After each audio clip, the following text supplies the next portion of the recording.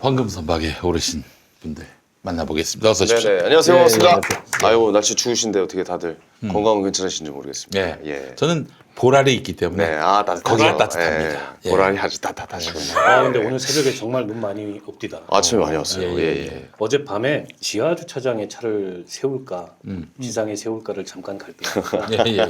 그놈의 그 귀찮음이 발동돼서 귀차니즘. 네. 귀차니즘. 그냥 지상에 세우고 왔더니 네. 뭐 아침에 한 난리 났겠네요. 5cm 예. 이상 쌓였더라. 아니 근데 진짜 사람들의 심리상 네. 지하 2층에 이제 지하 3층, 4층 통통 비었는데 예. 다들 왜 이렇게 지하 1층이나 지하 2층에 차가 몰리는지 모르겠어요. 아, 이거 신기해요. 귀찮아. 올라가는 게. 귀찮아. 한층 돌아서 내려가는 게 얼마나 귀찮은 건지. 한 층만 내려오고 3층으로, 3층에서 2층으로, 2층에서 1층으로 존나 짜증나고 피곤하고 그렇습니다. 예. 오늘 사실 저희가 금요일 날 했었는데 목요일 날 하니까 귀찮더라고요. 아, 귀찮습니다. 예, 그래요. 예. 이렇게 밤을 뱉으세요. 튀어나온 거지 뭐 아니, 100개. 그 방송을 하는데 말이죠. 빨리 삼켜야지. 지금 뭐, 이제 지금 방송 보시는 분들이 호구입니까? 예. 방송에 대한 우리의 그 기본적 자세를 방송하다 먹기만 해봐. 진짜. 너희 선수장 이거 광고 하고 먹으라고 놔둔 건데 글쎄 말이야. 예. 배고파서. 꼭 저 밤을 깎아 놓으면은 제사 지내기 전에 먼저 먹는 애들이 있어요. 아니 너무 맛있었다고 이게. 여러분 너무 간식이 맛있어서 아니에요. 지금 예, PPL입니다. 우리 PPL 입니다. 그렇습니다. 알겠습니다. 자, 지난주에 참 많은 일들이 있었습니다. 지난주도 시끄러웠죠. 예. 그 이재명 경기도지사에 대해서 뭐 일부는 이제 기소를 했고요. 또 가장 쟁점이 됐던 이른바 해경궁 김씨 네. 정의를 위하여 이 트위터 계정과 또 뭐죠 김부선 불륜 주장 네. 이거 모두 불기소 처분됐습니다. 아니, 전 이런 거 보면서 태산명동 서일필이다 이런 판단이 들고 물론 저 기소된 것이 있기 때문에 뭐 재판까지 가야 알 수 있는 것이지만 네. 그러나 지금 뭐 이미 다 나왔던 얘기고 이재명 지사 쪽의 분위기가 매우 홀가분한 분위기입니다. 이건 뭐 법정 가서 나름대로 다툴 여지가 있기 때문에 네네네. 이걸 갖고 유죄 때리기는 쉽지 않을 것이다라고 좀 자신하는 분위기인 것 같습니다. 법률적인 쟁점이 있는 사안이 있고 법률적인 쟁점과 무관하게 정치적으로 이게 이제 막 이따만하게 눈덩이처럼 커져 있는 사안이 있었어요. 네. 근데 이게 이제 어제 검찰 수사 결과 발표로 분리가 된 거죠. 예. 그래서 이른바 정의를 위하여 개정 사건은 일단락이 된 거고 물론 이제 법적으로 이걸 다툴 방법이 없는 건 아니에요. 뭐 재앙 항고도 할 수 있고 재정 신청도 할 수 있고 할 수 있는데 뭐 바른당의 김영환이가 뭐 재정 신청을 하겠다고 그렇죠. 냈는데 제가 보기에는 검찰이 이 정도 사회적으로 이슈가 됐던 사건은 대검까지 아마 법률적 검토를 했을 거예요. 그렇지. 상황이 이제 종료다. 이렇게 보고요. 예. 아니 근데 무슨 스모킹건이 있다고 계속해서 얘기를 하는 것 같던데. 스모킹 거는 그 뭐예요? 도대체? 스모킹이 담배 할 때 스모킹. 아, 그거 한 대 빤다는 담배 얘기. 빤다는 얘기였어요. 예. 정치적으로도 일단락이 됐어요. 어제 민주당에서 최고위원회 열어가지고 이런저런 논의를 했는데 이재명 지사가 당에서 백의종군 하겠다. 당직 다 내려놓고 그냥 평당원으로서 의무만 이행하겠다. 그걸 당이 이제 수용하는 쪽으로 해서 네네. 정리가 된 거고. 근데 이제 법적인 쟁점들은 이제 이후에 재판 과정을 좀 봐야 될 것 같아요. 법률가들마다 의견이 조금씩 다른데 저도 좀 물어봤거든요. 근데 이제 다툼의 여지가 많다라는 거는 공통된 의견이에요. 네네. 일단 선거법 위반으로 그 허위사실 공표에 해당하는 거. 첫 번째가 이제 검사 사칭 안 했다잖아. 네네. 근데 확정 판결을 받았지만 그 사안과 관련돼서 나는 억울하다는 얘기도 못하냐. 그런 면에서 내가 그걸로 확정 판결 받은 사실이 없다. 이건 명백한 허위사실인데 그게 아니고 나는 억울하다. 내가 한 행위의 진정한 그 의미는 그게 아니었다. 이거 가지고 과연 허위사실 공표가 되겠냐. 이제 이런 반론이 있고 대장동 개발도 그래요. 아직 확정되지 않은 개발의 기대 효과를 발표했지만 네. 수치가 틀린 건 없대. 왜냐하면 본인이 시장이기 때문에 시장이었기 때문에 잘 알 거 아니야. 근데 이제 앞으로 이런 효과가 나올 거다라고 이제 공보물 같은데 넣은 건데 사실 선거 때 이런 거 많거든. 제일 이제 이재명 지사 개인적으로도 곤혹스러울 거고 법률적으로도 리스크가 큰 게 네네네. 이제 강제 입원과 관련된 직권남용이에요. 또 그와 연동된 허위사실 공표가 있고, 근데 이거는 다른 것들과 다르게 특히 이제 정의를 위하여 사건과는 다르게 직접 진술이 있어요. 그러니까 정황 증거가 아닌 직접 증거가 네네. 있는 거지. 그래서 당시에 이제 분당 보건소장이라든지 또 부시장이라든지 기타 연관된 직원들이 이제 검찰 가가지고 유사한 진술들을 복수의 유사한 진술들을 했기 때문에 이게 이제 이것도 실현된 건 아니에요. 강제 입원을 시키진 못했잖아. 그러나 직원들에게 그 상황을 강요하고 뭐 종용하고 심지어는 뭐 불이익을 줬다. 요게 이제 직권남용죄인데 이재명 지사 쪽에서는 그게 아니다라고 적극적으로 항변을 하고 있기 때문에 이건 아마 치열한 법리 공방과 다툼이 이루어질 것 같아요. 근데 이제 중요한 건 뭐냐면은 박지원 민주평화당 의원도 그런 얘기했습니다만은 유죄 판결을 받아서 지사직을 잃더라도 이재명이 정치적으로 뭐 종언을 고한다든지 뭐 파멸을 맞는다든지 그렇지는 않다는 거예요. 이른바 해경군 김씨 정의를 위하여 그 건이 만약에 기소가 됐다 이러면은 얘기가 다르지. 그 민주당에서 끌어안을 수가 없어요. 네. 그러니까 중요한 거는 이재명 지사의 정치적 장래인데 정치적 장래와 관련해서 정의를 위하여 이 개정이 김혜경 씨로 특정되고 그렇게 해서 유죄 판결이 나온다. 이러면 사실 좀 앞날이 불명확한 부분도 있고 불륜설 같은 경우는 가장 휘발력이 크잖아요. 또 뭐 조폭 배우설 이거는 권력형 비리라고 볼 수 있는 거거든. 네. 근데 이것들이 다 말하자면 불기소가 됐어요. 네. 그러니까 이게 이게 저는 제가 봤을 때 그렇기 때문에 이 건이 지금 재판에 올라가지 않은 상황에서 그 이후에 벌어지는 재판 결과는 중요하지 이재명 않다? 지사의 뭐 경기도지사 직과 관련해서는 네네.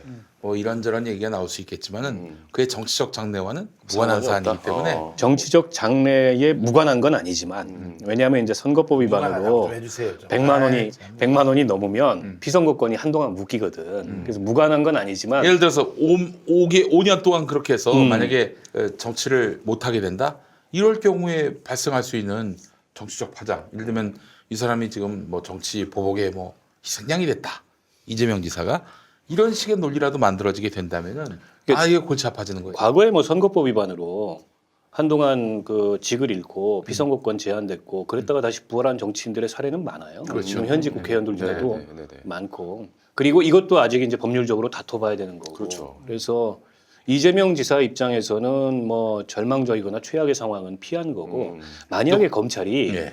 정의를 위하여 사건으로 기소를 했다면 어제 최고위원회에서 그런 논의가 굉장히 시끄러웠을 거예요. 이런 그럴 수 결정이 안 있죠. 나왔을 수도 있어. 네.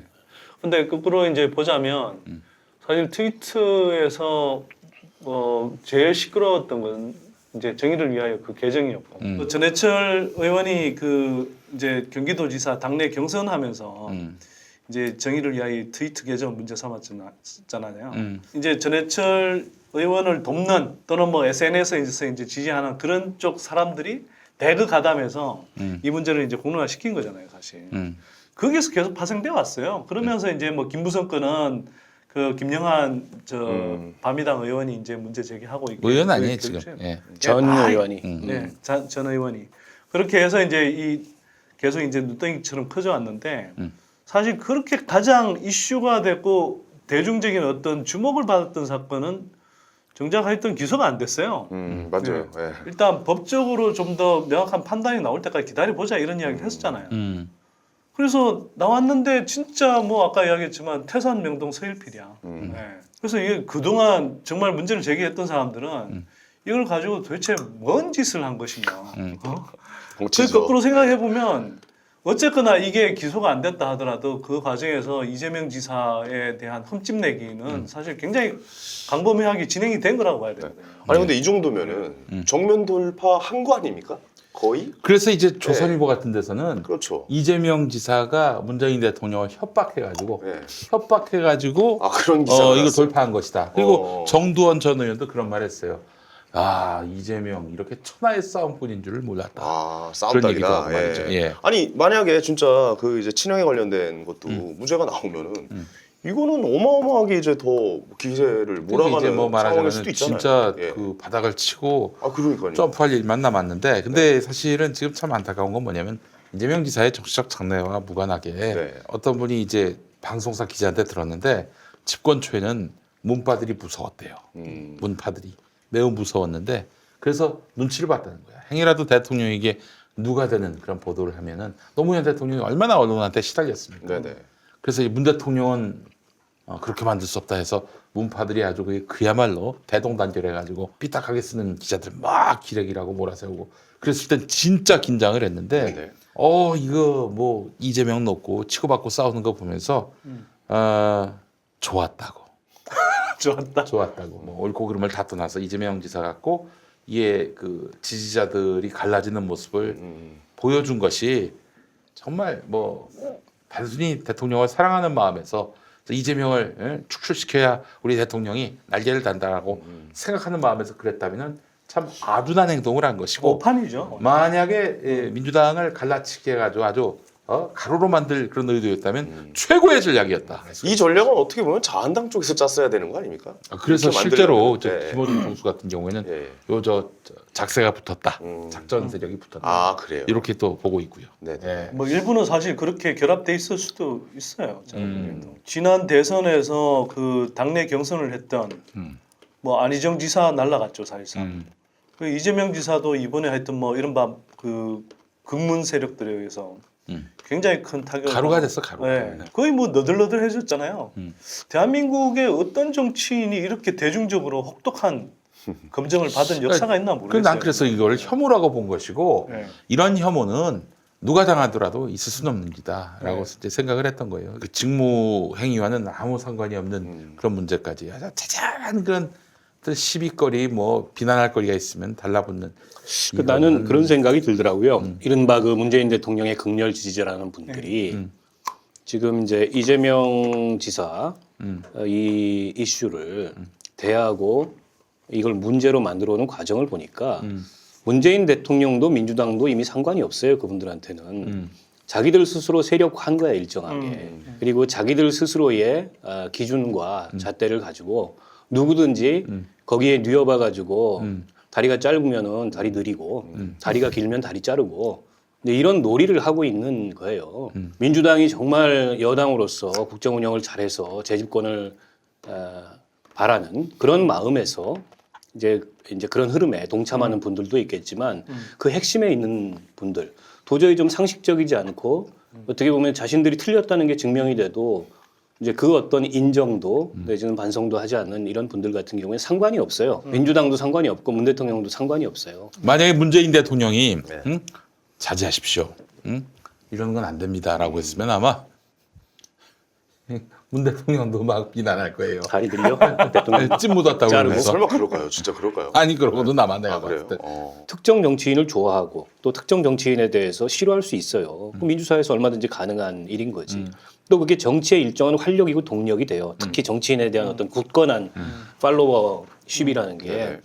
근데 이거는 너무 도가 지나쳐서 이제는 본인들이 따르는 정치인을 지지하고 좋아하는 것을 넘어서서 누군가를 혐오하기 위해서 끊임없이 그런 담론을 재생산해내는 이런 어떤 문화는 좀 바뀌어야 돼요. 네. 사실은 그런 공격을 어찌 보면 나도 저 민주당 당내 경선 기간 중에 당해봤어요 이 사람들한테 같은 사람들한테 자기네들이 나중에 틀린 것으로 판명되거나 또는 뭐 서로 충분히 다를 수 있는 어떤 의견들에 대해서 전혀 받아들이지 않아요. 이거. 아님 말고 아님 그러니까. 말고 이거야. 그리고 그 나올 때까지 더 들여다보자고. 다음 뭐가 있어? 이렇게 나온다고요. 나는 진짜 너무 분노를 했던 게 뭐냐면 말이죠. 이렇게 해서 선대인 컷오프를 시켰어요. 그래놓고 자기들끼리 자축해. 아이 씨발 새끼들 진짜 아주 그냥. 아니 난 용인 시민이에요. 좋은 시장을 얻을 요구할 그런 그 자격이 있어. 난 용인 시민이기 때문에. 근데 이 새끼들이 농가를 피워가지고 씨발 그런 일이 있어요. 사성 장군께서 지금 시장 되셔가지고 네. 지금 저 재판 받고 있어요.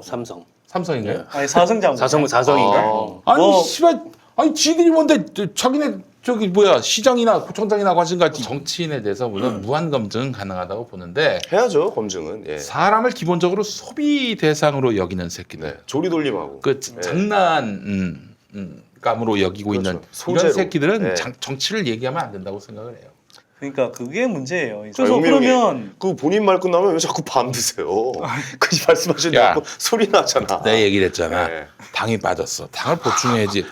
아니 자기 말 끝나면 밤을 밤에- 먹네. 밤에는 당이 별로 없어. 아니, 근데 이 공주알밤, 공주시 하고 들어가자고요. 산림조합에서 예, 예, 갑자기 그래요. 공주시 산림조합에서 제공하는 이 공주알밤은 예. 아주 어때요? 당 아 맛있어. 아주 그냥 아니 꿀이- 소리가 일단 아, 소리가 먹어봐야겠다. 좋아. 오도도. 꿀이 나옵니다. 한마디로 꿀이 나와요. 이렇게 아, 마칠 이거 수 없어요. 계속 드시는 이유가 있네. 당분이 있지. 근데 다른 꿀까지는 거는 아닌데 없어요. 네. 달다 진짜. 아니 원래 공주밤이 유명해요. 아 그러니까요. 근데 우리가 지금 먹는 밤들이 대개 다 중국에서 넘어온 싸구려 밤. 좀 떨떠름하고 뭐 그거 전혀. 찌면은 시커매져요. 그렇지. 네, 중국 아니 쌀밥. 우리 딸내미가 밤을 되게 좋아해요. 그래요. 얘가 또 웬만한 밤은 또 안 먹어. 이게 그 얼마야? 중요한 건 이만큼에. 아 이거요. 소비자들이 18,300원. 궁금한 건 그거예요. 18,300원. 요게 이게 18,300원. 공주밥이다 아? 공주.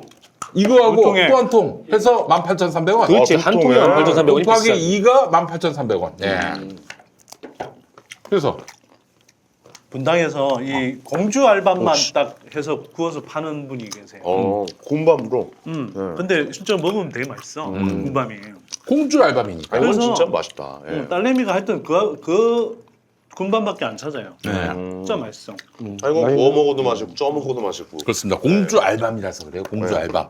여러분 공주 알밤 이제 좋은 밤을 드실 자격이 있어요. 그럼요. 여러분들은 왜? 왜 웃어? 아 이게 튀어나오네. 밥이. 예, 그렇습니다. 너무 맛있어가지고 아 그리고 이게 광고를 음. 공주시 산림조합에서 하네. 공주시 시청에서 하는 거예요. 그 이제 시청에서 파는 거지. 김용민닷컴은 이 공주시 시청은 아니고 공주시 산림조합인데. 아 시청이야 시청. 우리 시청하고 계약했어요. 예. 아 왜 그러니까. 화를 내고 그래? 아 이거 저 안 팔리면은 시장님이 사퇴하기로 했어요. 아 그래요? 우리가 협정을 맺었어. 네. 응? 얼마 안 팔리면 사퇴한다. 아, 그만큼 맛에 자신이 있다는 얘기죠. 네. 김용민닷컴은 공주시 산림조합과 직접 계약을 맺어서 공주시 산림조합에서 직배송하는 진짜 공주밥만을 판매합니다. 게다가 공주시 산림조합은 임업연구사를 통해서 품질 기준치 이상의 밥만을 엄격하게 밤 선별해서 간별사네 간별사. 그렇습니다. 네. 간별사. 네. 응? 이런 간별사는 있어야 돼. 아, 이런 간별사가 씨발 있어요. 근데 무슨 뭐 신엑스 이런 간별사는 전혀 필요하지 않습니다. 이게 감동적이네. 예. 기계로 깐 밤이 아니라 공주시 인근 마을에서 마을 분들이 하나 아, 진짜요? 그래서 깐 거예요 이거. 그러니까 이 사람이 깐 거야 사람이. 아 진짜 이게 모양을 보니까 그렇다. 아, 기계로 네, 까면은 다르네. 이거보다 훨씬 예쁘게 나오거든. 네. 근데 그러네. 이거는 사람이 손으로 깐 것처럼 울퉁불퉁하잖아. 아, 그런 건 아니겠죠. 아, 근데 중국에서 맛있다. 옛날 닭발을 음. 이빨로 까더라고. 뼈 없는 닭발을 네. 이렇게 까가지고 툭 뱉더라고. 그러면 이게 한국으로 오더라고요. 아, 일부가. 예, 그래요. 아, 예. 그런 건 아니겠죠. 아, 그렇지 설마. 않습니다. 그렇지 않아요. 예. 아, 어이가 없어가지고. 뭐 광고하는데 갑자기 그 얘기를 왜? 그러니까 우리 그런 거 절대 아니라니까. 예, 그 말씀을 좀 드리고 싶어요. 자 용민님 덕분에 만남밤 계속 주문하게 됩니다. 처음엔 1kg, 두 번째 땐 3kg, 세 번째 땐 맛있다. 5kg. 맛있어. 아우. 자꾸 손이 갑니다. 네. 맛있는 밤 보낼게요. 아이고 감사합니다. 이거 안 믿으실지 모르겠는데 밤 있잖아요. 밤을 이렇게 조금 몇 토막으로 이렇게 얇게 슬라이스를 해서 꿀 있잖아. 꿀. 네. 그거하고 술안주로 먹으면 기가 막혀요. 꿈에 오기 하나 더. 드셔보세요 오늘 밤에 가서. 이미 제철을 조금 지나가고 있는 중이지만 과감하게 깐 밤 2kg 주문했습니다. 지인분들 500g 포장된 거 하나씩 주고 아무튼 저 혼자서 30분 만에 한 통 다 먹었습니다. 네. 손을 뗄 수 없는 맛. 그렇기 이게 때문에 자꾸 손이 갑니다. 너무 흐물흐물거리지도 않고 적당히 딱딱하고 씹는 소리도 굉장히 오도독하네요. 예. 저쪽 가까이 네. PPL을 일단 해두겠습니다. 네. 아 근데 진짜 맛있습니다. 예. 자, 그나저나 저 이재명 경기도지사의 부동산 관련 정책이 뭐 장을 맡았다면서요? 진짜요? 오 박수 이거 쳐드려야 되는 거예요? 어떻게 되는 거예요? 축하드립니다 이렇게 좀 해드려요. 예. 그리고 뭘 맡았어요? 자리를 하나 잡으셨군요. 예. 아니 뭐 대단한 감투나 이런 게 아니고요. 음. 뭐 제가 그런 걸 또 추구하는 사람도 아니지만 그 경기도 부동산 정책위원회라는 게 이제 지난주 금요일 날 뭐 떴어요. 그리고 이건 뭐 이재명 지사가 뭐 지명하거나 그런 게 아니고 위원들 간의 이제 호선에 따라서 제가 이제 뭐 어쩌다 보니 위원장으로 선출이 됐죠. 그러시군요. 뭐 이거 있어요? 이거? 없어. 그런 거 없어요? 뭐 돈도 없고 무슨 기사 그런 딸렸다는 얘기는 얘기가 있던데. 어? 기사 딸렸다는 얘기가 있던데. 기사 같은 소리 하고 있네 진짜. 수당 딸랑 20만 원 주더라고요. 회의 가면 당장 3시간 반 동안 이야기. 거마비. 예. 뭐 정책위원회의 형태이긴 하지만 이걸 뭐 그 경기도하고 호흡을 맞춰서 또 이재명 지사가 부동산 혁명을 이제 자신의 중요한 그런 도정의 그 제일 목표 중에 하나로 내세울 정도니까. 잠깐만 제가 한마디만 할게요. 그렇기 때문에 지금 모든 세력이 달라붙어서 이재명을 죽이는 거라고 난 생각을 해요. 이 우리나라 신문들 부동산 광고 없으면 운영할 수가 없습니다. 건설사 말씀하시는 그렇죠. 거죠? 이 예. 부동산 이권과 연관된 자들 없이 대한민국 언론이 돌아가질 않아요. 이 이재명발 부동산 혁명은 그들에게 있어서는 정말 있어서는 안 돼. 허용해서는 안 될 존재라고. 후분양제 이런 거를 대표적으로 그렇죠. 얘기하는 거죠. 아주 예. 떨어요. 네네. 그런 부분도 있고 그야말로 영린을 건드린 거야. 그러니까 예. 씨발 여기저기서 달라붙어가지고 나는 그렇기 때문에 나는 이재명 지사는 지켜야 된다라고 생각을 해요. 사실 서울의 아파트 들어설 거보다 경기도에 들어설 게 앞으로 엄청나게 더 많잖아요. 그러니까 또. 경기도 지금 인구가 1,250만이에요. 그렇죠. 예. 그래서 저는 이 1,250만이면 지금 대한민국 인구의 4분의 1이잖아.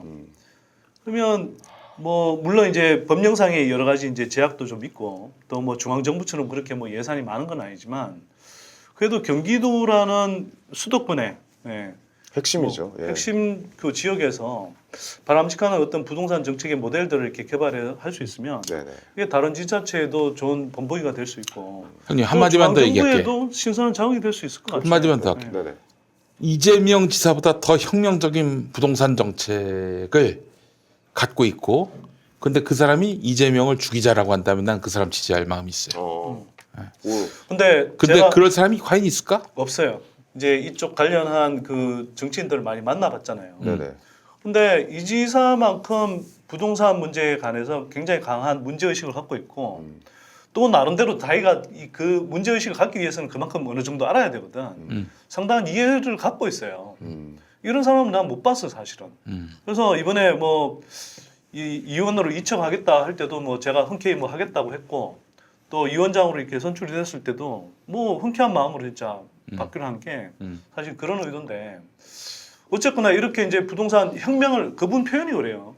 부동산 혁명을 하겠다고 했으니까 저도 거기에 맞춰서 건설원가 공개 또 이제 이 임낙찰 제도와 관련한 어떤 부패 문제 그리고 그를 통해서 이제 이 예산 절감도 할 수 있고 공공 예산도 절감할 수 있고 분양가 인하도 할 수 있고 또 뭐 엄청나게 이제 이 뻥튀기 되는 어떤 불로소득 같은 거 개발 과정에서의 그런 것들이 국민이나 도민한테 가는 게 아니라 지금은 소수의 이제 개발 세력들한테만 이렇게 배분되는 시기인데 그런 것들을 좀 환수하는 방안 이런 것들도 강구할 거고요. 또 협동조합 주택 뭐 비롯해서 공공임대주택도 더 강화하고 얼마 전에 이야기했던 후분양제 같은 거 네네. 이런 것들을 추진할 수 있는 사실 좋은 틀이라고 생각해요. 형님 그 네. 주거 빈곤 문제도 그거 다룹니까? 당연히 다르죠. 이 청년 빈곤 문제의 핵심 문제인 주거 빈곤 문제 꼭 해결이 돼야 되고 어디선가 이게 모델이 참고할 만한 모델이 만들어지는 게 굉장히 중요하다. 제가 그러니까 이제 경기도의 경우는 뭐 이재명 지사가 이미 그런 지시를 해서 하고 있는 모양인데 고시원에 사는 젊은 친구들이 되게 많잖아요. 제가 여기서 유일하게 고시원에 살아봤을 겁니다. 저도 고시원에서 잠깐 살아봤어요. 아 그러세요? 네. 아. 근데 고시원이 이제 워낙 열악한 뭐 주거 환경에 있는 경우들이 너무 많아요. 열악해요. 진짜로. 그리고 사실은 평당 임대료로 따지면 타워팰리스보다 훨씬 더 비싸. 맞아요. 평당 임대료로 네, 따지면. 그렇지. 네. 진짜 그냥 막 그 몸 하나 구겨 넣을 정도의 그 고시원에서 사는 사람들도 많거든요. 겨우 눕는 거. 그래서 그런 고시원에 이제 그 이제 주거로 삼는 경우에 하여튼 그런 걸 좀 지원해주는 정책도 이렇게 마련하고 그러더라고요. 저는 반지하방 살아봤지. 심지어 반지하방. 되게 웃긴 게 뭐냐면 집도 서울이고 저는 그때 차도 있었어요. 근데 고시원 살았거든요. 그게 왜 그러냐면 대학로에 가까우니까 이제 출퇴근하려고 김대범 씨가 합숙하자고 그래가지고 고시원에 살았는데 창문이 있으면 5만 원이 더 비싸요. 아니 그럴 네. 수밖에 없죠. 창문의 길이를 재서 3cm가 더 길어. 2만 원을 더 내야 돼. 빡이 돌더라고. 야, 그래서 이 새끼들이 이게 좀 장난하나 내가 창문을 좀 뚫지 그랬어. 그냥. 예, 약간 진짜 벽을 뚫고 나오려고 그랬어요, 내가 진짜. 아, 진짜 이게 너무 짜증나더라고요. 불이라도 나봐 그러면 그 창문으로 나갈 수 있는 건데. 그 정도의 창문 크기도 안 돼요. 아 그래요? 그러니까 이게 그 왜 우리 부동산 앱 쓰는 것들 중에 직방 다방을 많이 쓰잖아요. 예. 많이 쓰지. 근데 이 명칭을 보면서 나는 좀 이 세태의 변화를 느끼겠더라고. 왜냐하면 예를 들어서 부동산 114, 뭐 닥트 아파트 이랬잖아요. 근데 이게 앱으로 건너오면서 이게 앱이 직방 다방이 된 거야. 근데 왜 방이냐? 이 젊은 사람들부터 먼저 이제 이 사용자로 끌어들이려고 하는데 이 집이 아니고 사람들은 방이지. 집은 꿈꿀 수가 없어 이 사람들 입장에서. 맞아요. 그냥 네. 방인 거야. 방 한 칸 마련하는 게 내 몸 하나 눕는 거. 힘든 예. 사람들인 거야. 네, 맞아요. 그래서 이 사람들부터 이제 끌어들이느라고 직방 다방이 된 거예요. 물론 지금은 이제 뭐 서비스 영역을 아파트까지 넓혀가지만 네. 그리고 기본적으로 원룸, 투룸부터 시작을 한 거거든요. 예. 그러니까 그만큼 우리 젊은 친구들이 이게 주거 하나를 마련하는데도 얼마나 힘들어졌는지 그리고 집이라는 걸 하나 장만하는 것 자체가 상상이 안 되는 이재명 지사 깨서 만약 이 부동산 문제를 손을 대서 만약에 이런 뭐 주거 안정 문제라든가 뭐 아까 얘기한 후분양이라든가 이런 거에 성과가 나온다면 저는 젊은 층에서 정말 폭발적인 뭔가가 나올 거라고 좀 생각이 들어요. 왜냐면 그동안 이런 걸로 성과를 낸 사람이 거의 없었잖아요. 근데 이게 눈에 보이는 성과가 있다 그러면 놀라울 정도로 아마 뭔가가 보일 것이다라는 그러니까 생각이 듭니다. 보세요. 이런 정책을 내놓기가 힘든 게 요번에도 예산안 통과시키면서 그 올라왔던 그런 각종 복지 예산들 깎고 나서 지역의 SOC 예산들을 여야가 나눠서 갖고 갔잖아요. 대부분. 근데 그건 뭐냐면 기본적으로는 개발을 하고 그렇게 해서 집값을 올려주는 방향의 그 국회의원들이 지역의 국회의원들이 다 유인을 갖고 있는 거거든요. 근데 그런 상황에서 예를 들어서 분양가를 낮추겠다, 또 건설 부패를 건절하겠다, 그렇게 해서 예산을 아껴서 시민들을 위해 쓰겠다 이렇게 말하는 게 그게 사실 상식일 것 같지만 그렇게 말하는 게 쉽지가 않다니까요. 그래서 이재명 지사를 그런 부분에서 높이 평가하는 거고 어찌 보면 약간 비하인드 스토리일 수 있는데 처음에 이 부동산 정책위원회가 아니라 부동산 정책 자문위원회로 이렇게 올라갔어요. 근데 이재명 지사가 이걸 자문을 떼라고 그랬다는 거예요. 그냥 단순히 자문하는 위원회가 아니다. 그 뭐 네. 정책을 결정할 수 있어요? 그러니까 실제로 이건 뭐 또 하긴 나름인데 뭐 개인적으로는 뭐 제가 위원장을 맡았으니까 그러니까 이제 경기도에서 처음에 이제 이 어느 정도 하고 있는 또 하려고 하는 그런 정책 내용들을 쭉 브리핑을 하더라고요. 그거 말고도 이제 후반부에 이제 의원들 그 의견을 받아서 사실은 아젠다를 훨씬 더 많이 넓혔거든요. 그래서 용인 같으면 뭐 제가 선거 때 난개발 문제도 이제 이야기를 했었지만 난개발을 해소하는 부분까지 이런 것도 다 포함시켰고 그 다음에 이제 뭐 불법 하도급 문제 뭐 이런 거 다 이제 많이 포함을 시켰죠. 그래서 이건 지금 경기도에서 하고 있지 않지만 그런 것들은 우리가 이제 적극적으로 검토해서 안을 앞으로, 제시하면 예. 충분히 반영할 수 있는 구조가 되지 않을까. 삼성 삼바로 바이오로스 가시죠. 예. 이야기로 갈 텐데 네네. 김용범 금융위원회 부위원장이 네. 삼바의 상패 이건 없다 이런 식으로 사실 압박을 넣었다는 얘기가 나오고 있는데 그는 금융위원회 부위원장이면은 정부가 임명하는 사람 아닙니까? 그렇고요. 근데 이게 이제 직접적으로 그렇게 삼성바이오 상장 폐지는 없다 이렇게 얘기한 건 아닌데 아니 그렇게 받아들이게끔. 그런 가이드라인을 간접적으로 준 거죠. 그러니까 이게 이제 회계 문제로 상장 적격성 실질 심사를 받은 기업들 중에 상장 폐지까지 간 사례가 없긴 해요. 그러나 그 기업들의 회계 문제와 이번 삼성바이오로직스의 분식 회계는 아예 차원이 다릅니다. 왜냐하면 상장이 안 되는 거였어요. 자본 잠식 상태의 기업의 장부를 조작해서 아예 시작부터가 예, 상장을 네. 시킨 거고 상장을 시키려고 그렇게 한 분식이 거지. 아니었으면 상장이 안 되는 거예요. 네. 때문에 이걸 원인으로 거슬러 올라가서 심사를 한다면 네. 기존의 다른 기업들이 회계 문제로 적격성 실질 심사를 받았던 거하고는 전혀 차원이 다른 문제인데 여태까지 상폐된 기업은 없다라는 건 일종의 가이드라인을 준 거지. 그러니까 너무 웃기는 게 금융위가 앞에서 자기가 결정해 놓고 증선위가 금융위 산하기구 아니에요. 네네. 독립기구긴 하지만 네네. 앞에서 자기가 분식회계라고 결정해 놓고 뒤로는 구멍을 이만하게 터준 거예요. 아니 그러면 시작을 그렇게 한 놈들을 좀 잡아야 되는 거 아닙니까? 사실 그러니까. 그 책임지는 놈이 아무도 없어요. 근데 보세요. 네. 이게 이 한국거래소의 기업심사위원회의 적격성 실질 심사라는 게 이번 사건의 아킬레스건과 같은 절차였어요. 네네. 지금 이걸로 인해서 상장이 유지되고 거래가 재개됐습니다. 다시 상장 폐지를 논의할 방법이 없어요. 없고 그러면 지금 이제 삼성이 증선위가 결정한 모든 제재 내용에 대해서 다 거부하고 심지어 재무제표 수정 공시도 안 하고 있어요. 네네. 이게 기업 분식으로 적발이 되면 제일 먼저 하는 게 이 분식을 치유하는 거예요. 그게 재무제표로 수정 공시하는 거거든요. 그렇죠. 그러니까 가짜 장부가 아니고 진짜 장부로 다시 바꿔서 정리를 하는 거예요. 여태까지 고위 분식회계 지적을 받고 나서 삼성 이번 바이오로처럼 저렇게 개긴 기업이 없어요.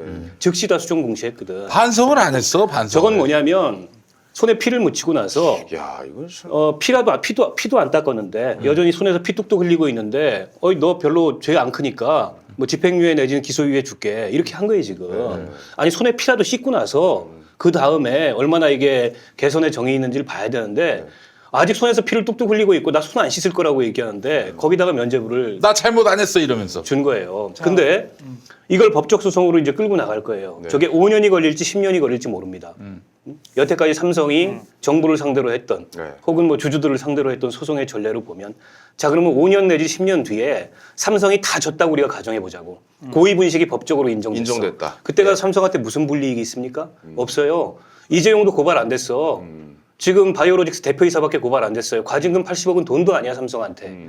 그다음에 뭐 회계법인 그건 삼성하고 상관없는 일이고 네네네. 수정 공시 안 해 끝까지 법적으로 결론 날 때까지 이게 나중에 그 정부가 다 이겼어. 삼성이 완패했어. 고의 분식이 법적으로 확정됐어. 무슨 그러니까요. 불이익이 있냐고. 네.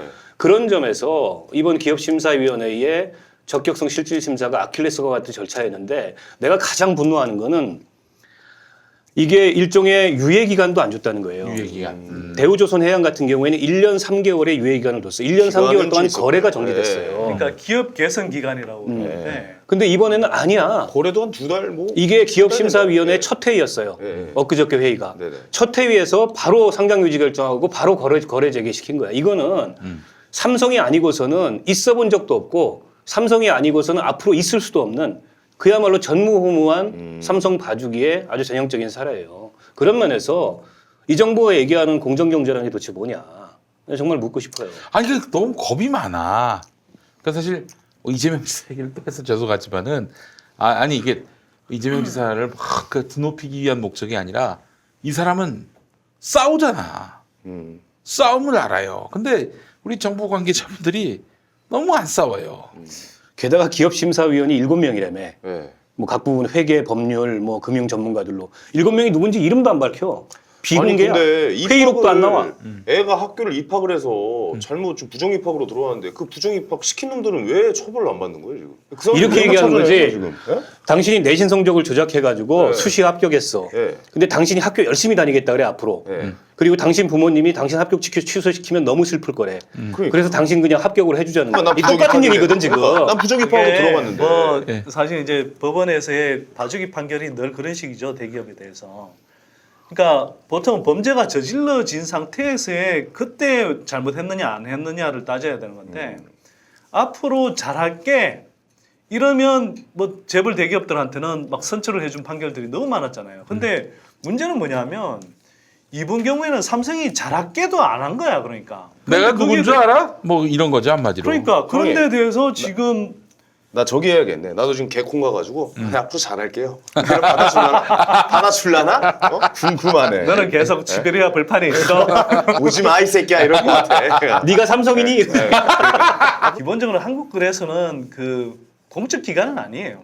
근데 그럼에도 불구하고 사실상 그 이 금융위라든지 금융감독원 쪽에 그런 영향을 받는 이 뭐 특수기관 비슷하다고 봐야죠. 문제는 그러면 기업심사위원들이 7명인데 이 사람들이 그러면 그 금융위에 특히 이제 이 아까 이제 김영범 부위원장 그 금융위원회 부위원장이고 요번에 증권선물 위원회 위원장이었어요.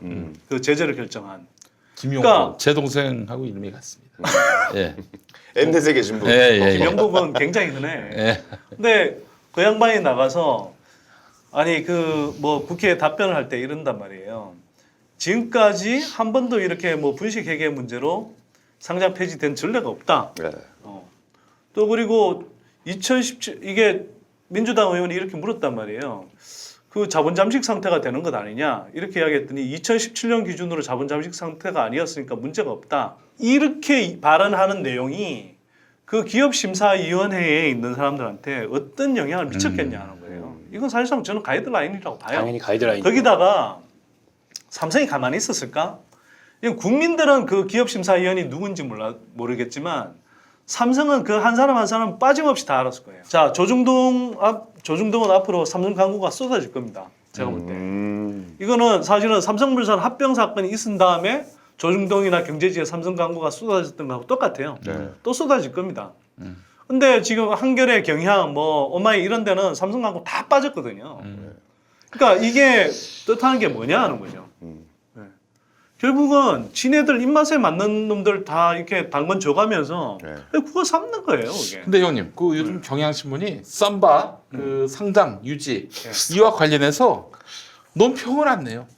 그러니까 사실 아마도 그냥 조용히 있군요. 조용히 있어서 나중에 또 적당한 때 다시 아니 뭐 기사는 나 기사는 나는데 나는데 논평이 없다는 사설이나 칼럼 이런 걸로 이제 그냥 팩트만- 조리지 않는다는 거지. 그렇죠. 사실 이제 이번 그 사안과 관련해서는 한겨레가 굉장히 집요하게 잘 보도를 했고 또 물고 늘어졌어요. 이게 잘 봐야 되는 게 이걸 통해서 뭐까지 잃은 거냐면 경제 질서의 가장 기본 중의 기본이 이 기업의 회계 투명성 그리고 이 금융 질서에 대한 신뢰예요. 네. 근데 이 둘 다가 무너진 거예요. 근데 아까 이제 그 기업심사위원회에서 2017년도 기준으로 자본 잠식이 아니다라고 얘기하는 게 왜 허구냐면 기업심사위원회는 그걸 물으면 안 돼요. 2012년부터 16년까지 이 분식회계가 없었다면 상장이 가능했겠는가? 이걸 먼저 물었어야지. 근데 그건 일부러 안 보는 거야. 그건 안 보는 거고 이게 이미 그 상장 심사를 통과해가지고 그 다음에 공모 다 끝나고 그리고 상장시켰던 시점에서 자본 잠식이냐 아니냐 4조 5천억을 덜어내도 2천억 남는다는 거거든. 기자들이 물어보니까 2천억이 남기 때문에 상장 요건은 된다 이렇게 주장을 하는 거야. 근데 참여연대 내가 엊그저께 김경률 회계사를 만나는데 김경률 회계사는 그렇지 않다는 거예요. 2017년 12월 기준으로 그러니까 상장 심사 통과하고 그다음에 공모하고 나서도 자본 잠식 상태였다는 거야. 네. 그 2천억이라는 말이 거짓말일 가능성이 굉장히 높다는 거예요. 참여연대에서 검증하겠다고 했고 설사 그 말이 사실이라고 하더라도 아니 세상에 이미 그 장부를 조작해가지고 상장 심사를 통과했어. 그 다음에 공모를 한 거예요. 주식 공개를 해가지고 공모하고 나서 그 뒤에 이제 상장을 한 건데 이 시점에서 4조 5천억을 덜어내도 자본 잠식 상태가 아니기 때문에 이게 문제가 없다라고 얘기하는 거는 한마디로 국민들 앞에 놓고 사기치는 거지. 아니, 세상에 그러니까. 이런 일이 어디 있어요. 그리고 또 한 가지는 치는 거죠, 이건 진짜. 삼성이 너무나 이놈들이 영악한 게 뭐냐면 증권선물위원회가 내린 제재에 대해서는 일체를 거부하고 있어요. 그 재무제표 수정공지도 안 하고 있어. 근데 기업심사위원회에다가 뭘 제출했냐면 내부 감사 및 이 회계 투명성 개선 계획을 제출했어요. 그러니까 증선위 결정은 완강하게 거부하고 기업심사위 절차에는 자기들이 이렇게 개선하겠다고 개선 계획을 제출했어. 그러니까 그 기업심사위원회가 앞으로 3년 동안 이걸 검토할 거라는 이유로 이 삼성의 투명성이 문제는 있지만 이게 이 상장을 폐지할 만큼은 아니다라는 결정을 내린 거예요. 네. 그러니까 이놈들이 아는 거야. 이 절차가 이 사안에 있어서 아킬레스건이라는 걸 아는 거예요. 나머지 소송은 10년 가면 돼. 10년 가면 설사 자기들이 져도 아무 문제가 안 돼요. 사실은 정상적인 나라라면 그리고 여기에 대해서 제대로 예를 들어서 경제 범죄잖아요. 사실 투자자들에 대해서 사기친 거거든 대놓고. 그러면 이런 것들을 제재하는 게 마땅하지. 그게 합리적인 판단이에요. 그러면 투자자 입장에서 빠져나가는 게 정상이야. 근데 그게 아니라 오히려 삼성이니까 버틸 거고 그래서 그래 재개될 거다. 이렇게 이제 판단한 사람들이 막 들어갔단 말이에요. 사실 투기야 제가 볼 때는. 근데 그 투기라는 것이 성공해. 실제로는 그 삼바 거래 재개되고 나서 그 다음날 바로 한 18만 원 가까이 18% 가까이 뛰었잖아요. 40만 원까지 18% 가까이 뛰었고 맞아요. 오늘 또 한 4% 4% 가까이 예. 뛰었어요. 근데 이런 걸 보고 있으면 엄청 이런 거지. 올랐어요, 진짜. 정부나 또는 이 사회의 정의를 믿기보다는 삼성의 힘을 믿고 맞아요. 올라가는 사람들이 덕본다. 이걸 학습시켜 주는 거예요. 저도 솔직히 그날 하루 그러면- 종일 그거 보고 있었어요. 오르는 거. 예. 야, 이거 들어가야 되나? 뭐 그런 생각을 좀 했었습니다. 예. 그러니까 그게 국민들의 생각이라는 거예요, 제 말은. 예. 아이씨 다 당신처럼 생각한다지는 않아. 아니 그러니까요. 그러니까 이게 무슨 판이냐 이거죠 지금. 예. 이렇게 판을 만들어 놓고 그 주식 투자가 건전한 투자의 장이 되기를 바라냐? 어림도 없는 이야기죠. 그러니까 자본의 건전성을 이렇게 훼손해 놓고 주식은 투기가 아니라 건전하게 투자하는 장기적으로 투자하는 뭐 그런 판입니다. 이렇게 이야기하면 그걸 누가 그 말을 믿고 투자를 하냐고. 그러니까 이번 결정은 정치적 결정이에요. 왜 정치적 결정이냐면 어쨌든 주식시장의 신뢰 그리고 투자자 보호를 위해서 저런 결정을 내렸을 거다 이런 해석이 나오잖아요. 예. 그런 해석 자체가 일종의 이제 대마불사하고 성공한 쿠데타는 처벌할 수 없다라는 논리하고 하나도 다를 바가 없는 거예요. 자, 근데 들여다보세요. 대마불사. 투자자가 8만 명 정도 된대요. 개인 투자자가, 네. 소액 투자자가. 그리고 이제 시총이 한 22조 원 되죠. 거래 개시된 첫날 이게 40만 원까지 맞아요. 오르면서 네. 당일 거래 가격으로 보면 삼성전자를 능가했어. 그러니까 그날 당일에 주식시장의 에너지를 다 빨아들인 거예요. 왜냐하면 이게 이제 불확실성이 제거됐기 때문에 일시적으로 이렇게 반등을 한 건데 재밌는 거는 오늘 42만 원까지. 재밌는 거는요. 네. 외국인하고 기관 투자자들은 팔았어요. 어. 왜 팔았겠어요? 거시적으로 이 투명성이나 내지는 불확실성이 투명성에 문제가 생겼고 불확실성이 여전하다. 네네. 이래가지고 외국인들하고 기관 투자자는 던지고 그걸 이제 개인 투자자들이 흡수한 거예요. 예. 그리고 그 이전에 아까 선 소장 지적했던 것처럼 28만 원까지 곤두박질 쳤을 때 어마어마하게 들어가서 샀어요. 개인 투자자들이. 그게 바로 정부를 믿거나 사회 정의를 믿기보다 삼성의 힘을 믿는 거지. 그렇죠. 그리고 그 삼성의 힘이 정부의 결정을 움직일 거다. 거의 기본적으로 삼성이 그렇게 되겠어? 약간 자, 이런 이렇게 거 깔고 되면 있어요. 예. 이렇게 되면 이게 다른 기업들한테도 안 좋은 시그널을 주는 거예요. 자, 쿠데타가 성공하면 처벌받지 않는다. 네. 그리고 몸집을 키워가지고 대마가 되면 처벌받지 않는다라는 잘못된 시그널을 주는 거고 이게 글로벌 시장에서 대한민국에 대해서 코리아 디스카운트 얘기가 나오는 게 그로 인해서 우리 기업의 주가들이 저평가되잖아요. 자본시장의 신뢰성과 기업 회계의 투명성이에요. 이제 또 한 번 이걸 통해서 똑같은 사인을 준 거야. 아, 역시 대한민국은 자본시장의 신뢰성이나 기업회의 투명성이라는 건 없구나. 우리가 엔론 사태하고 이전에도 한번 비교를 했었지만 엔론 분식 규모가 1조 5천억 원밖에 안 됐어요. 근데 그때 뭐 이 공중분해 됐잖아요. CEO 24년형 받고 네. 그다음에 그거 조력했던 아서 그 앤더슨. 아서 앤더슨이라는 그 회계사무소는 공중분해돼 버렸어요. 아예 그냥 없어져 버렸어. 아, 의원님. 좆됐다고 하시면 안 돼요. 그거는 이제 당신이 그걸 받아서 그렇게 얘기하면 되고. 근데 이번에 내가 또 하나 분노하는 게 네. 우리 그 회계법인들 이건 단순 조력자가 아니에요. 일종의 이제 공모자고 이 사람들이 설계해 준 거야. 그렇죠. 근데 이 사람들에 대한 제재 내용을 보세요. 그 기업에 대해서 삼성 바이오로직스에 대해서 5년간 회계감사 금지. 그리고 해당 회계사들에 대해서 일정 기간 뭐 그 징계. 이게 다야. 삼바만 안 할 뿐이지 삼바에 세상에 다른 이런 이게 삼성의 무슨 그러니까 징계냐고. 삼성의 다른 계열사들이 60개, 70개가 넘는데 그렇죠. 거기서 오히려 더 더 일감을 많이 줄 수 있겠지. 왜? 삼성을 도와줬으니까. 이런 삼성 봐주기에 도대체 원인이 뭐냐? 나는 삼성 바이오로직스 사건을 처리하는 정부의 대응이 시종일관 지지부진 오락가락 이 결과라고 생각해요. 의원님. 처음부터 지지부진 오락가락했고 마지막까지 이렇게 된 거예요. 의원님, 이 사안이 그래도 높은 층, 이 정부를 책임지는 높은 층에 결과는 보고가 되고 발표가 됐겠죠. 아니요, 사전에 결과를 보고하지 않아도 이심전심, 뭐 척하면 척 이렇게 간 거죠. 그 기류는 아니 당연하지. 공유가 아니 된다? 보세요. 이재용이 출소한 뒤에 대통령이 인도에 가서 인도 갔죠. 예. 이재용하고 같이 삼성 그 현지 공장 방문하고 경제부총리가 삼성 가가지고 일자리 창출에 최선을 다해달라고 얘기하고 방북단에 이재용 초청하고 삼성 바이오로직스가 증권선물위원회 제재를 받았지만 누구도 이걸 상장 폐지까지 갈 거라고 예상하지 않거나 혹은 그런 선동이 이렇게 공공연하게 횡행할 수 있었던 이유는 네. 이미 어느 정도 그런 흐름이 이 정치적 의사결정을 하는 사람들 사이에 그런 기류들이 보였기 때문에 삼성도 저렇게 들이댈 수 있는 거라고 보고요. 내가 더 걱정인 건 합의가 뭐냐면 있었다라고 보시는 걸까요? 그런 거를 합의하지 않아요. 이미 합의하지 그냥 않고 그림상 정황상 말하지 않아도 기업심사위원회가 이렇게 결정할 겁니다라고 네. 금융위원장이나 대통령한테 보고하지 않습니다. 보고하지 그래요? 않아도 아까 그랬잖아.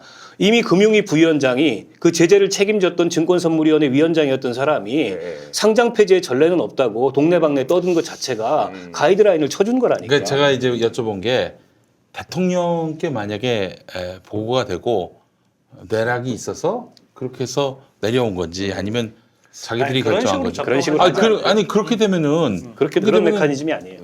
그렇다면은 이건 뭐 현 정부가 삼성 봐준다. 예. 경제 민주화 안 하려고 한다. 이런 그 텁텁이를 쓰는데 이 문제와 관련해서 이 대통령의 그 아무 의중이 반영이 안 됐다면은 근데 보세요. 오늘 여러 언론에서 다루긴 했지만 재벌 개혁과 관련된 입법, 지금 뭐 공정거래법, 상법 뭐 등등 해서 그다음에 뭐 금융과 관련된 법 하나도 안 통과됐어요. 이게 100% 자유한국당의 발목 잡기만 아니냐? 네네. 나는 아니라고 생각해요. 그걸 통과시키는 거를 총대를 메고 해야 될 여당도 규제 완화 뭐 등등 이런 거 하면서 별 의지가 없습니다. 이 두 가지가 맞물리면서 통과가 안 되고 있는 거예요. 네네. 그래서 나는 이 삼성 바이오로직스 사건이 주는 여러 가지 이 시사점 이런 것들이 있는데 이른바 이 공정경제라는 이 정부 경제정책의 3대 축 아닙니까? 근데 사중에 그중에 가장 기본이 되는 게 공정경제예요. 그 위에 혁신성장도 있고 그 위에 소득주도 성장도 있는 건데 이 공정경제라는 이 레일 자체가 저는 휘어졌다. 공정 경쟁이 되지 않는다. 공정경제라는 네. 이 레일 자체가 네. 가장 기본 전제 자체가 이미 뭐 흐트러졌다. 흔들렸다. 한 가지 더 이게 진짜. 염려스러운 건 이겁니다. 이재용 뇌물 사건 대법원 판결 앞두고 있잖아요. 근데 이게 단지 뇌물 사건이 아니에요. 지금 이 삼성 바이오로직스 사건은 20년간에 걸친 이재용으로의 경영권 승계의 마침표였거든. 거기에 마지막 남아있던 빈칸을 이걸로 채운 거예요. 마지막 조각이었군요. 예. 그리고 이 제일모직, 이 삼성물산과 제일모직의 합병. 네. 이게 사실은 이재용 뇌물 사건의 핵심이잖아. 근데 이 경영권 승계 문제가 인정되지 않는다 그래서 이재용 항소심에서 이재용한테 뇌물 사건 뇌물 수죄를 적용을 안 한 거예요. 정영식이가 네. 안 한 겁니다. 포함정의. 근데 동일한 사건에서 한쪽은 저 뇌물을 준 사람이고 한쪽은 뇌물을 받은 사람인데 그렇죠. 박근혜 항소심에서는 인정을 했어요. 인정이 됐죠. 뇌물 수수를. 예, 예. 그래서 대한민국 대법원이 이제 결론을 내야 돼. 두 가지 결론은 낼 수는 없어요. 네네. 한쪽은 준 사람이고 한쪽은 받은 사람이기 때문에 서로 다른 항소심 재판부에서 올라온 이 사건을 대법원이 결론을 내야 돼요. 지금 이 삼바 문제를 우리가 왜 이렇게 중요하게 얘기를 하냐면 제일모직과 삼성물산 합병의 정당성 문제를 치고 올라갈 수 있는 고리이기 때문에 그래요. 근데 만약에 이재용 저 뇌물 사건이 그 항소심 판결과 마찬가지로 인정이 안 된다. 네네. 즉, 이 경영권 승계 문제와는 관련이 없다라는 식으로 판결이 나게 되면 네.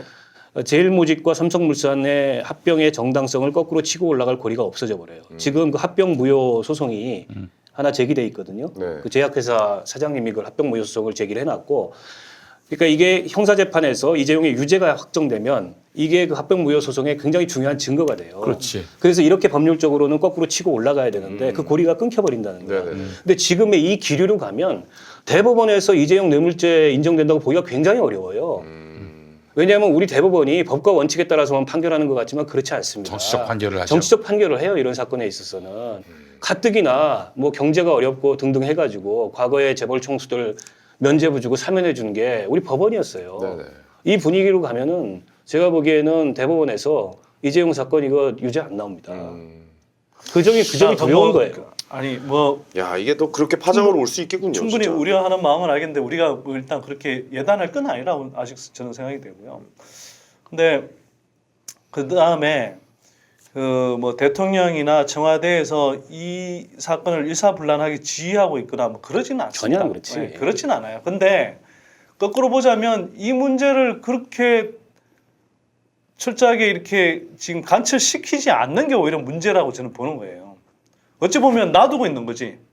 그리고 김영범 부위원장이 그렇게 이제 떠드는 건 뭐냐면 한편으로는 뭐 제가 정확하게 이 사람 속마음을 모르겠습니다만 이 결국 우리가 흔히 이야기하는 모피아거든요. 원래는 기획재정부 이제 소속 공무원이죠. 그렇게 해서 이제 이 뭐 승진해온 사람인데, 그러니까 이런 사람은 어쨌거나 이 정권보다는 이 사람들의 앞날이라는 것이 사실은 뭐 삼성이나 대기업 같은 데 더 달려 있는 사람들이기도 하거든요. 그러면 이런 사람들이 어쨌거나 판을 움직여서 기업 심사위 같은 데 영향을 미치는 구조, 그리고 이런 것들을 그냥 방조한 구조는 사실 저는 굉장히 문제라고 보는 거예요. 이게- 저는 알게 모르게 그 노무현 대통령을 모셨던 네. 분들 중에 삼성하고 친한 분들 얘기가 많이 나오잖아요. 이분들이 이 정부에서도 영향력을 미쳐서 삼성을 혹시 봐주는 것은 아닌지 너무 염려가 되고, 그런 사람이 정말 있다면 없을 거라고 이제 생각합니다만은, 그런 사람이 있다면은 그런 인간들은 다시는 노무현 이름 입 밖에도 내밀지 말아야 돼요. 시장에서 무슨 소문이 있었냐면 예. 이 기업심사위원회에 상장 유지 거래 재개 결정이 나오는 날, 거래가 재개된 날, 셀트리온이 고위분식 회계 혐의로 검찰에서 수사를 받고 있다 이 뉴스가 쫙 나갔어요. 그러니까 지금 음모론까지 나와요. 삼성바이오의 어떻게 보면 가장 큰 경쟁 회사인데. 그날 이제 바이오 주가는 확 올랐고 네. 셀트리온 주가는 좀 떨어졌거든요. 맞아요. 세간에서 음모론까지도 나오고 있고 이게 이제 제약 바이오라는 거는 일종의 이제 꿈과 희망을 먹고 사는 그렇지. 이제 그런 영역이거든요. 미래 투자 그러니까 이제 20년 뭐 30년 이후에 그렇죠. 가치를 보고서 네. 투자를 하는 건데 때문에 굉장히 투기적이고 모험적인 요소가 여기는 많이 들어있죠. 20년, 30년에 그 실현이 안 될 수도 있는 거거든. 그래서 아주 장기적인 안목을 가지고 투자를 하시는 분들은 모르겠지만 이렇게 뭐 트레이딩을 하거나 갈아타거나 이런 분들은 굉장히 유의해야 되고 관건은 이제 미국 시장에 진출하느냐 못하느냐. 왜냐하면 워낙 이 바이오시밀라 약값이 미국이 건강보험이 없고 이러니까 천정부지여서 미국 시장에 진출하면 제대로 된 상품 하나 가지고 네. 그야말로 적과 꿀이 흐르는 땅이겠지만 그러지 못하면 이게 승부가 안 나는 건데 사실은 미국 시장은 지금 뭐 쉽지 않아요. 셀트리온도 쉽지 않고 네네. 셀트리온이나 삼성바이오가 바이오시밀라 영역에서 세계적인 기술 경쟁력을 갖고 있는 건 맞아요. 뭐 우리가 그것까지 부정하지는 말자는 거예요. 네네.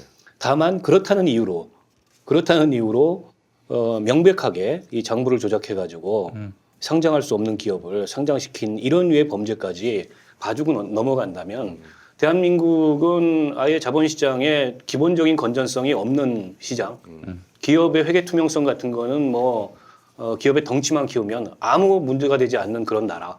이게 되는 겁니다. 예. 이러고서 무슨 공정 경제를 얘기하고 경제 정의를 얘기하고 경제 민주화를 얘기할 그렇죠. 수 있겠어요. 예전에 우리가 지난번에 얘기했었던 에버랜드 전환사채 발행 네. 이게 이제 이재용으로의 승계의 첫걸음이었거든. 그거 지금 많은 중견기업들이 따라하고 있어요. 비슷한 방식으로. 다 하고 있죠. 이렇게 따라할 거라니까 앞으로.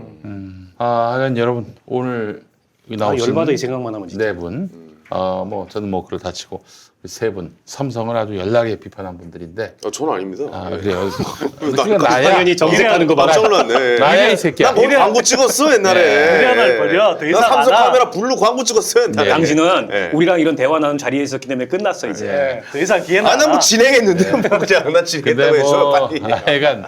하여간 뭐 저 선대인 박원석이 네. 세 분 같은 경우에는 삼성을 비판했기 때문에 모질게 짚힐 수가 있어요. 일단 여러분들도 뭐 전환됐고 네. 우리 두 분은 지켜주시기 바라겠습니다. 아니 그래서 제가 이 방송을 지켜보시는 분들이나 우리 국민들께 드리고 싶은 말씀은 지금 이제 국정농단 사건에 이재용이 어쨌든 삼성물산 제일모직 합병의 국민연금이 잘 손들게 해달라고 사실상 이제 이 제3자 뇌물을 전달한 이 사건의 대법원 판결을 눈을 부릅뜨고 눈을 까디집고 우리가 지켜봐야 됩니다. 그렇습니다. 지금 가뜩이나 대한민국 대법원에 그 이른바 공신력이라는 게 땅에 떨어졌어요. 양승태 사법부 시절에 그 사법농단 사건으로 인해서. 게다가 김명수 대법원장 저 사람 뭐 하는 사람인지 모르겠습니다. 이 문제를 제대로 해결할 생각이 없어요. 진짜 사법개혁할 생각이 없습니다. 지금 하는 거 보면은. 그래서 이 사법부 개혁이라는 문제는 정말 구조적인 개혁이에요. 그렇지. 그리고 아주 근본적인 개혁입니다. 그리고 사법부가 개혁되지 않으면은 이런 사건에서 늘 국민들은 뒤통수를 맞게 돼 있어요. 그런 면에서 지금 이 사법개혁 그리고 이재용 재판 이거에 정말 지대한 관심을 쏟아야 됩니다. 그리고 네. 국민들이 목소리를 내고 의견을 내야 되고 지금 무슨 이재명 이런 거 가지고 얘기할 때가 아니에요. 진짜 중요한 게 뭔지를 정확히 봐야지.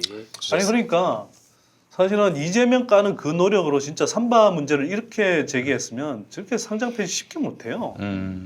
또 그다음에 후분양제를 그렇게 열심히 요구했으면 지금 죽은 건 훨씬 편해졌을 거야 진짜로. 그리고 박은석 의원 이야기한 게 한편으로는 제가 처음담으로 생생하게 느낄 수 있는 게 뭐냐면 아까 제가 그 예를 들어 담합한 건설업체들 제재하는 문제 가지고 서울시에 있을 때 그 본보기를 진짜 한 업체를 좀 제재를 시키려고 했어요. 그래서 막 진행을 했는데 그때 이제 지금 가든5로 알려져 있죠. 동남큰 유통단지 사업. 네. 그 이제 그때 담합이 이루어졌었거든요. 네. 그럼 공정위에서 고발을 했어. 그런데 검찰에서도 공정위도 사실 솜방망이 처벌이었는데 그 검찰에서도 기소를 했는데 되게 이제 줄여서 기소를 했어요. 네. 근데 법원 가서는 이게 판결이 어떻게 나오냐면 사실상 무죄로 나왔어요. 네.